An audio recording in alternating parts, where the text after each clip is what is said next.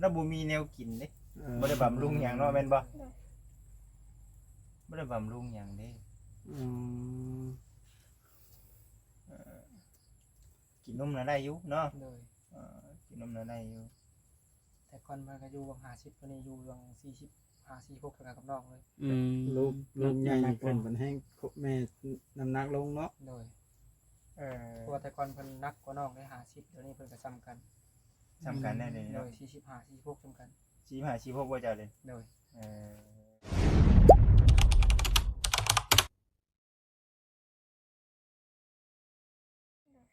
มีแต่ทางเฮาเองก็คอยเป็นคอยไปโดยสำคัญระดับก็นี่แหละนี่ทงใส่นี่แหละนี่กำลังยืนดิ กำลังยืนขึ้นไปเรื่อยๆแล้วไปนี่กำลังใหญ่ขึ้นไปเรื่อยๆบ่ได้นอนมันเจ็บปวดบ่หรือจะว่าจังได๋นะเจ็บ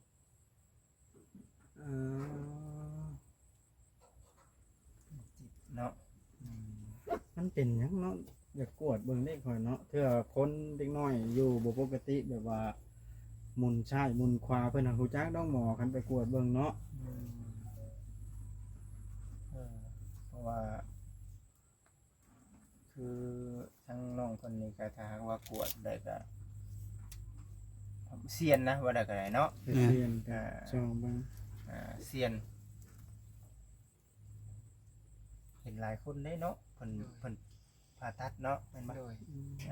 เพิ่นผ่าตัดหลายคนอยู่เอาบ่นี่เนาะผลยุดเอาตกแห้งดีได้เนาะเป็นท่วงทางเจ้าบ่ต้องห่วงบ่เลยไงเมื่ออะไรทั้งบ้านนะฝนตกน้ำปี้ก็สิเมื่อฮอดพุ่นกระทุบเตือนเชอะเข้าแล้วเรียบร้อยก็ยังได้ซื้อรถงานก็จะได้ไปเทียบกันสิบ่ได้ไปนะไปใช้ก็สิไปปลูกอ้อยก็ยังบ่ได้ไปมื้อนั่นบ่โดยแน่นอนเนาะเพราะว่าแต่ผู้คนมาไถสวนเพิ่นยังกลับเลยเด้มื้อกี้นี่โดยผมกินนี่บ่โดยเพิ่นยังไถบ่ได้เพิ่นยังกลับเลยบ่แล้วครับเห็นยันรถลมเนาะโดยน่านเบิดฝนในปีนี้จำเป็นหยังเก่าโอ้ยลมแล้วยามนี่เนาะบ่ตกนี่ก็เนาะมื้อนี้เพิ่นว่า80%ได้มื้อนี้เนาะ90บ่มื้อนี้90%เป๊ะอยู่เนาะพี่น้องเอ้ยเอ้าค่อยๆซ้ำลงมาถึงพระมื้อนี้50บ่ายโมงก็ไปเลยโอ้ยคึมเล็กน้อยใช่มั้ยครับพอดีข่อยสิจ้างคนมาเกี่ยวข้าวมันจังสิได้ไว้แน่พี่น้องเอ้ยตุ๊กนี่เด้อยากเมื่อหันแต่เต้นอยู่กับน้องชายนี่ให้เมื่อแล้วเนาะยันใส่แรงคนงานมานบ่เมื่อเฮ็ดหยังไดน้องคันใกล้ก็พอเมื่ออยู่เมื่อเฮ็ดกินได้อยู่เมื่ออยู่ห่มมาแล้วเนาะอันนี้ก็ว่าอยู่ผู้ไกลได้กำลังให้กำลังใจผัวเนาะผัวลงเกี่ยวให้กำลังใจอยู่เที่ยงเฮ็ดกินเฮ็ดอยู่โอ้ก็สิน้ำไปท้ายน้ำอันได้หัวแล้วจังเลยเนาะว่าบ่ช่างเลยเนาะว่าแล้วมันบ่ยันช้าแบบเฮามาเอาหั่นนะตอนเช้าเฮาบัดไปเอาอยู่บ้านปลาไหลสิกลับมาเอาพี่ผู้ดีช่วยเติมคือว่าได้ยินทางบ่ตามว่าสิมาเอาไปโดยเพราะว่าเพิ่นยังบ่ทันมาอยู่บ่โดยเพิ่นมาบอกว่าโดยเพิ่นบอกว่าแต่โดนเตือนว่าเกี่ยวเข้าบ่สิมาเอาบ่แล้วจ้างคนสิแล้วแล้วได้จ้างได้แล้วก็จ้าง2-3มื้อบ่แฮงแล้วยันคือว่าแน่แหละเพิ่นเห็นน้องๆนี่แหละเพิ่นเนาะมีงานทำกับน้องตุ๊กน้ำพ่อเพิ่นถือผ้าในเด้ท้องใหญ่ขึ้นน้ำมือล่ะยังไปลำบากว่าน้องตุ๊กนี่ปกติคนท้องคนไข้สิฉีดตุ้ยเนาะนี่เราบ่ตุ้ยแล้วบ่มีแนวกินเด้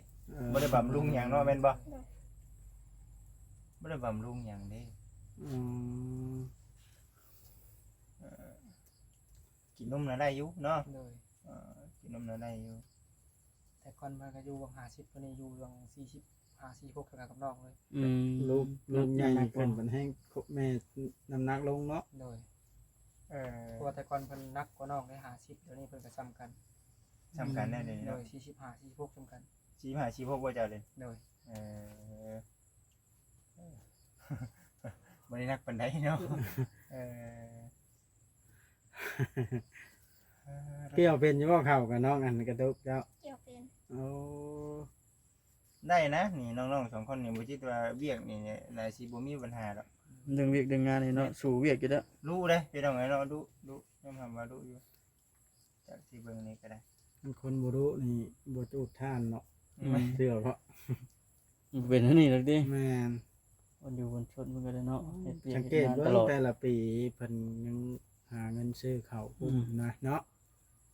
หาเงินสิเข้าไปวัน แบบว่าไปคอนี่เฮาบ่ไปเนาะ โดย ต้องหาเงินซื้อด้วยตัวเอง โดย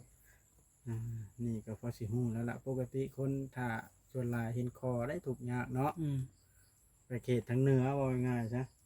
พาลูกพาเต่าอุ้มลูกอุ้มเต่าไปขอฉันติ แม่น ย่างตามรางกันรวยโอ้ย เป็นแถวอยู่ อื เนาะ ม นี่บ่ได้เห็นคอได้มาทางนี้ เดี๋ยวน้องจะคออยู่ได้เสียวจะคออยู่เสียวเราหังบ่กล้าเสียวรอว่าสิรถ นั่นแหละ เนาะฮะคือว่าแหละ ว่าแล้วก็บ่คิดเรื่องกระต๊อบก็ยังนะยังบ่ทันมีข่าวเลยบ่ ยังก็คือมันยังบ่ทันได้ชัดเจนหรือว่าละเอียดแบบนี้แหละ เนาะ มันก็เลยยังคือจะกังวลอยู่หั่นนะ อืม เรา ได้ เราพังเบิ่งเราพังเบิ่งว่าได้ส่งได้ชื่อนี่แหละเด้อน้องเด้อ โดย อันนี้คือมันยังติดอยู่ในจุดนี้เนาะ โดย มันยังติดอยู่ในจุดนี้เพราะว่า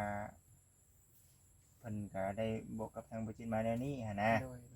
เอาตามเพิ่นว่าก่อน แม่ เนาะ นๆเอาตามเพิ่นบอกตามเพิ่นว่าแล้วก็มันดีต่อทั้งน้องทั้งสองเนาะ โดย มันดีต่อทั้งน้องทั้งสองอันนี้ก็เป็นคำปรึกษาหนึ่งที่ว่าสำคัญในพี่น้องเลยเนาะ แม่น สำคัญที่ว่าทางผู้หลักผู้ใหญ่เป็นบอกทางบุจิตมาแบบนี้เนาะทางน้องเพิ่นก็สิได้ฮู้เหตุผลว่าย้อนนี้เนาะ โดย เพราะนั้นเดี๋ยวต่อไปเดี๋ยวเฮาสิได้เว้ากับทางผู้ใหญ่เพิ่นนำแน่ แม่น แล้วก็ทางน้องไล่เพิ่นนำพร้อมเนาะ โดย แต่บ่คิดว่าสิบ่มีปัญหาดอกพี่น้องเนาะทางน้องไล่เพิ่นก็ได้เพิ่นฮู้อยู่แล้ว ปรึกษาให้เข้าใจกันเนาะ เพิ่นฮู้อยู่แล้วนะว่าน้องไล่เพิ่นให้อยากให้น้องเพิ่นได้อยู่แล้วเนาะ ผมคิดว่าทั้งน้องเพิ่นก็บ่ได้มีแบบอคติหยังเลย โดย เห็นน้องเพิ่นได้นี่เพิ่นแฮงอยากเพิ่นแฮงดีใจเนาะเพียงแต่ว่ามันต้องใช้หนึ่งคือเฮาต้องเว้ากับทางในวงในบ้าน แม่น นำ ปรับใหญ่เพิ่นแน่แหละ อืม เอากำจองภายมาเว้า ในบ้านทั้งสองกรรมสองภายนำเนาะ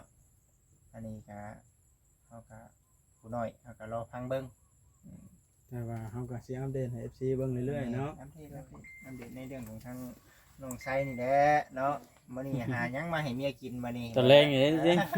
คืออุกอยู่ เต ได้ รียม เนาะ ไว้บ่ยังบ่ทันได้เบิดดีเนาะยังอีกถ้วยหนึง เนาะเนาะกิน ขอ ได้ งปลาทู ปลาทู แต่บ่ทู เนาะ เพิ่นจอมอยากบ่ทูไว้แล้วชื่อมาให้เพิ่นโลนึง โอ้ก็คิดว่าเราไล่คุบบ่แถวป้าอ้อยนะบ่เห็นบ่ซั่นตกอยู่นี่ว่าซั่น เชื่อเนาะแล้วบ่นี่บ่เชื่อเจ้าจะเชื่อเลยบัดนี้ แม่นว่าไล่คุกมาแถวนี้ป่ะ น้องตุ๊กคุณว่า อะไรคุบแถวแบงอ้อย อืม โอ้กัดสัญญากับเพิ่นเด้เมื่อวานนี่เนาะเพิ่นว่าอยากกินปลาทู กินปลาทู เลยว่าอ้ายมามื้ออื่นสิซื้อให้เด้อ รู้เท่าไหร่ทางนี้ 40 บัด45เด้ โอ้ ชื่อทางใดเขาไปรับอยู่ไส จักไปซื้อในนี่เด้ เดี๋ยวนี้บ่คือกันเด้อพี่น้องเด้อบ่คือกันเด้อ แต่ละเขตบ่คือกันนะ แต่ละเขต เดี๋ยวบ่จิคือไข่เพลงเท่านั้นเนาะ สังเกตเบิ่งเอ็มร้อยอะนะตัวอันสลากที่มันติด เอ็มร้อยปองกันบ่ บางบ่อนนี่ขวดละบางบ่อน8บางบ่อน9บางบ่อน10บางบ่อน15ก็ให้กันนะ 12ก็มี13ก็มี แม่น บ้านไหนคือกัน เห็นบ่ 15 แต่ บ่ ว่าห้านทางออกนี่มีแต่M100มีแต่10,000อยู่ห้านใหญ่ก็12 13ก็มี อืม แต่ปลาทูอยู่พี่ก็ถุงหนึง3ตัวก็10,000 ว้า 20,000ก็มีแบบนี้แหละถ้าว่าตัวใหญ่ก็ถุงหนึง20,000 3ตัว อืม ยิดบัดบางทีที่ขายให้ลูกค้า3-4โต 10,000 อืม อิ่มครัวใหญ่เนาะขายมืดแบบขายในทิศหนึงมีจักมื้อจังขาย 2 มื้อ โอ้ย อยากให้มีตลาดของมือเด้เนาะ โอ้ยบ้านมีตลาดกูมือนี่บ่เห็นบ่จิตมาอยู่พี่แล้วเนาะ โอ้เสียงจัง ฝากกันยังบ่ทันได้ นั่นแหละบ่จิตเองก็มื้อนี้ก็บ่มีหยังมาฝากมาต้อนทางน้องเพิ่นมีแต่สิเอาเงินให้น้องชัยเนาะเก็บไว้ก่อน 8นาทีนึงเนาะ เก็บไว้ก่อน เอามือเลยดิ เก็บไว้เล็กๆน้อยๆซำที่บ่จิตให้ได้แหละ เป่าตึงแท้นี่ บ่มัน มีลมบ่จักอยู่หั่นบ่ ลมเจ้าก็ได้ ให้กูปลุกดิ มันเป็นคืออันน่ะปรุงเล็กๆน้อยๆเนาะเก็บไว้เด้อน้องเด้อ โดย เก็บไว้พอ แต่ยังจะเป็น แม่สัญญาณจะเป็นน้องเด้อเก็บไว้อันนี้คือให้กำลังใจน้องเพิ่นพี่น้องเอ้ย บ่ เนาะ ได้ซื้อน้ำส้มน้ำหวานเนาะ บาท บางข่อยก็สิชมทบน้ำจัก20,000ข่อยก็ได้บ่ได้ให้น้องซื้อน้ำส้มเด้ ก็มีก็อันเฮาก็บ่เป็นหยังเนาะบ่เป็นหยังดอก เฮาก็ให้ซ้ำแห้งเนาะ บ่เป็นหยัง บ่ได้ให้น้องเพิ่นว่าอยากนมอยากหยังก็ซื้อเอาน้อง ขอบใจเด้อ ดีแล้วอันนี้ก็ดีใจนํเด้ออยากให้กับทั้งน้องๆนี่แหละเนาะอดทนจับมือกันสู้เด้เนาะ จะมาสู่แล้วบ่รอดได้บัดนี้ติ เน้นน้องใส่นี่แหล้ว นิ่นแบบไหน เอ้าสมมุติว่าในอนาคตน้องซองบ่เห็นในสมมุติเบื่อน้องตุ๊กนี่น้องตุ๊กบ่ได้มีที่พึ่งไหนนี่ให้ฮักแพงกันแนวใดก็ได้ หอยบ่ให้เฮ็ดได้น้องชายเอ้ย แม่ บ่ น ได้ ได้เพราะว่าน้องตุ๊ก บ่เบื่อกันแล้ว พ่อ วะ แม่ก็ เนาะ บ่สมบูรณ์หั้นนะคือเห็นแล้วว่าเพิ่นในอนาคตเนาะ คือ บ่ ที่ อยากให้ พึ่งเนาะ เกิด นี่ก็คือ นะ มีแต่ที่พึ่งอยู่น้ำผัวนี่ได้อบัด แม่น บ่เดียวนี่บัด บ่อนเดียว เพิ่น แท้ ก็แบบคอยมีท่าที่ว่าสิมีเฮ็ดทางไปภายนอกเบื่อเลยนะ เอา คักตลอด มีแต่ให้เพลง ทาง เก่า เรา อีกดิ เดียวมันก็แบบบ่ใกล้อยู่แล้วนะ เออ หักแข่งกันนั่นแหละให้เนาะเพลงแบ่งปันกันในใดดีก็บ่เอาเนาะ อืม อีกอย่างเนาะบ่จิตการสร้างครอบสร้างครัวนี่บ่เกี่ยวกับอายุหลายอายุน้อยดอกขอเพียงแต่เฮาซื่อสัตย์ต่อกันนี่มันสิอยู่ เรื่องกันรอด แม่นยืดยาวแบบว่าชั่วนิรันดร อืม คันบ่คิดน้อยคิดใหญ่โอ้ยเห็นผู้หนึงเฮ็ดไปน้อยๆแล้วจะแก้แค้นปอกๆแป๊กๆ เฮ็ดใส่กันขึ้นน่ะติ แม่นบ่รอดคู่ใดคู่นั้น ให้เว้าได้แบบนั้นเนาะ แม่น ให้เว้า คันว่านิดหน่อยมีหยังก็ให้ไผกัน แบบนั้นแหละจักเอาใจเพิ่นใจโตแล้วแมัน อยู่รอด เดี๋ยวน้องชายเราเบิ่งคือสิเพลงเมียอยู่ดอกเนาะแม่นบ่เพลงอยู่แล้ววะ แพง น้ำตุกดิ อย่าให้ผัวเก่งไรเด้อ เพลงอยู่บ่ เอ๊ะ อ่า บ่ต้องสิ ให้กำลังใจกันเลยเนาะ คือว่าคันว่าได้ลูกผู้ชายจะให้ผัวเลี้ยงผู้เดียวเนาะเกี่ยวกันเลยมีน้องไม่กินเนี่ย กลางคืนเพิ่นเอา เอา เอาลงกันเลย เนาะ เนาะ เวลาลูกอยากกินนมได้บัดนี่ กับพวกน้อง อืม ว่าไปเนาะน้องชาย เพิ่นบอกเองเด้ บ่ เพิ่นแบ่งกันได้เนาะอยู่ซั่นได้ก็ได้ ปันหน้าที่กันแล้วเนาะ คือสิฮักเพลงกันอยู่เบิ่งครั้งแล้ว แพงก็ว่าเพิ่นแพงกัน ดีแล้วน้องเอ้ยเนาะ เออ ดีแล้วปรึกษากันแล้วเฮ้ยเนาะแนวใดมันสิได้สิมีแนวใดมันสิถูกต้องปรองรองกันเนาะมันต้องเป็นแนวนั้นแหละ บ่มีไผดอกที่อันมีมาแต่เกิดเนาะเฮาก็สู่ชนด้วยกับปั้นหลอนคือกันนี่แหละไผก็ได้ ทั้งน้องตุ๊กกับน้องชัยเด้อตอนนี้เนี่ยยังกำลังเนาะกำลังสร้างอยู่เด้อน้องเด้อกำลังสร้างอยู่เมื่อยก็อดเอาเนาะเมื่อยก็อดเอากำลังได้จ้ะลำบากมื้อนี้เนาะในอนาคตบางทีเนาะสิได้ดีก็มีเนาะได้ดีก็มีจังบอกว่าบอกน้องเพันอยูบ่จิตเองก็ได้พี่น้องเนาะย้ำทั้งน้องๆเพันอยูคือเฮานี่ได้นี่มาอัปเดตเนาะมาอัปเดตให้กับทาง FC เบิ่งอยู่แบบนี้ก็อยากให้กับทางน้องๆนี่แหละเนาะได้มีเนาะ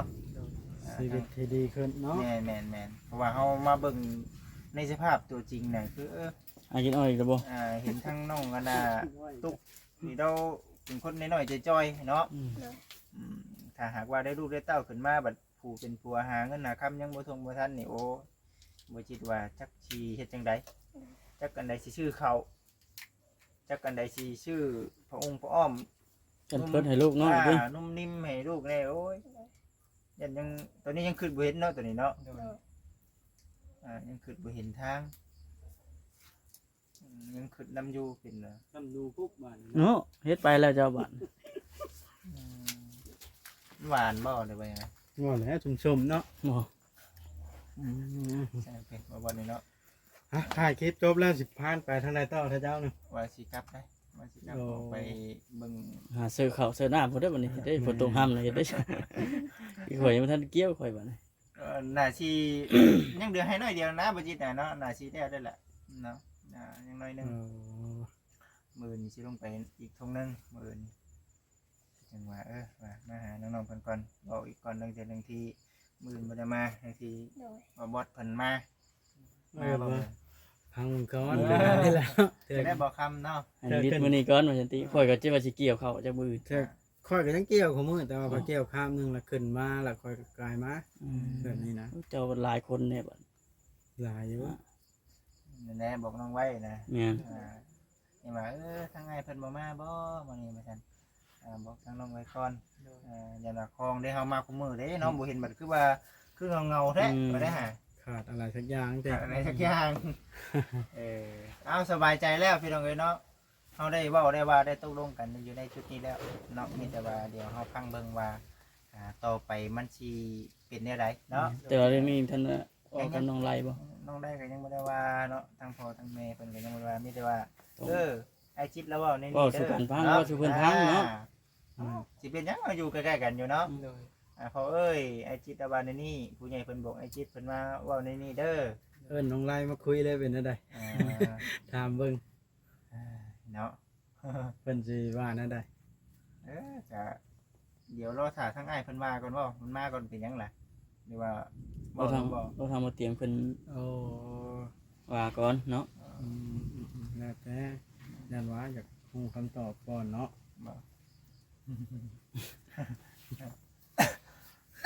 ยุบเพื่อเดี๋ยวสิถามไทยเบิ่งทั้งน้องได้นะพี่น้องเอ๋ยเนาะ แม่น สิถามไทย เพิ่น เบิ่ง มีความคิดเห็นว่าจังไดเนาะ แม่นอันนี้ก็เดี๋ยวสิปรึกษากับทั้งน้องได้เพิ่นอีกเทื่อก่อนพี่น้องเอ๋ยได้ไหม หมู่ มาเบิ่งไกลก็ ใช่ นั่นเด้ออกมาทักทายเพิ่นเพิ่นมาหยังน้องใช้ เดี๋ยวไก่ ค่อยก็คือสิแล้วเวียกแล้วล่ะ ใช่เดี๋ยวไก่มาต้มบ่กินอุ้มไก่อยู่จ้ะ นั่นแหละชีวิตพี่น้อง นั่นแหละ หมู่คู่มาพยายามให้กลัว แล้วมันจะใครกลัวมุ้ยหัวดิ ต้มไก่หวาน ต้มไก่ตอนไหนน่ะค่อยคือมาอยู่ตอนเที่ยงก็ได้ ตอนซีแห้ง เอา ต้มไก่ว่าโอคักเนี่ยเนาะกันเป็นนานๆเนาะ เป็นเดซิคันอีกนะ